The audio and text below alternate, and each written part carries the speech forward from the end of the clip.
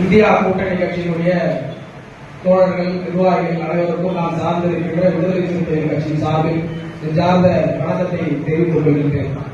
நடைபெற இருக்கின்ற இந்த நாடாளுமன்ற தேர்தலானது ஜனநாயகத்திற்கும் சனாதனத்திற்கும் எதிரான யுத்தம் என்று என்னுடைய தலைவர் எழுச்சித்தவர் அவர்கள் கூறியிருக்கிறார். ஜனநாயகம் என்பது அனைவரும் சமம் என்று சொல்லப்படுவது, சுதந்திரம், சமத்துவம், சகோதரத்துவம் என்று புரட்சியாளர் அம்பேத்கர் அவர்கள் இயற்றிய அரசியலமைப்பு சட்டம் இன்றைக்கு இந்த நாட்டை காப்பாற்றிக் கொண்டிருக்கின்றது. இந்த அரசியலமைப்பு சட்டத்தை மாற்றுவோம் என்று பாஜகவை சேர்ந்த எம்பிக்கள் நேரடியாகவே பேச ஆரம்பித்திருக்கிறார். 400 தொகுதிகளில் பிஜேபி வெல்லும், வென்றுவிட்டு நாங்கள் இந்த அரசியலமைப்பு சட்டத்தை மாற்றுவோம் என்று வெளிப்படையாக இவர்கள் பேச ஆரம்பித்திருக்கின்றார்கள். இந்த நயவஞ்சகத்தனத்தை முறியடிப்பதற்காக தமிழ்நாட்டில் திராவிட முன்னேற்ற கழகத்தினுடைய தலைவர் தளபதி அவர்களின் தலைமையில் மிக பிரம்மாண்டமான ஒரு கூட்டணி, மிக வலுவான ஒரு கூட்டணி இங்கே அமைந்திருக்கின்றது. இந்த கூட்டணி மாபெரும் வெற்றி பெற வேண்டும் என்பது விடுதலை சிறுத்தைகள் கட்சியின் ஆசை.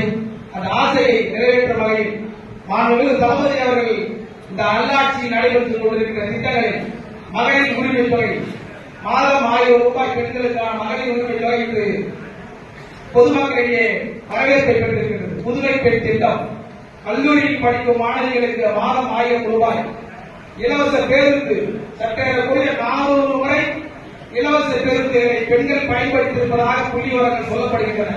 இந்த சாதனைகளை எல்லாம் நாம் பொதுமக்களிடையே சொல்லி திராவிட முன்னேற்ற கழகத்திற்கான வாக்குகளை நாம் சேகரிக்க வேண்டும்.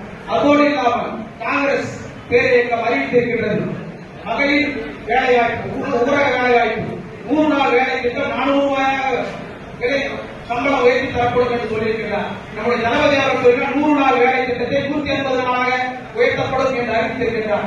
SC/ST உட்கூறு சிறப்பு உட்கூறு திட்டம் என்று சட்டமாக்கப்பட்டிருக்கிறது.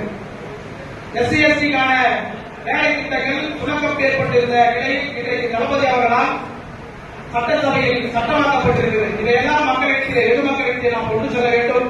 இந்த பயணத்தில் விடுதலை சிறுத்தைகள் கட்சி தங்களை முன்களத்தில் நின்று கொண்டு திராவிட முன்னேற்ற கழகத்தோடு தீவிரமாக பணியாற்றுவோம்.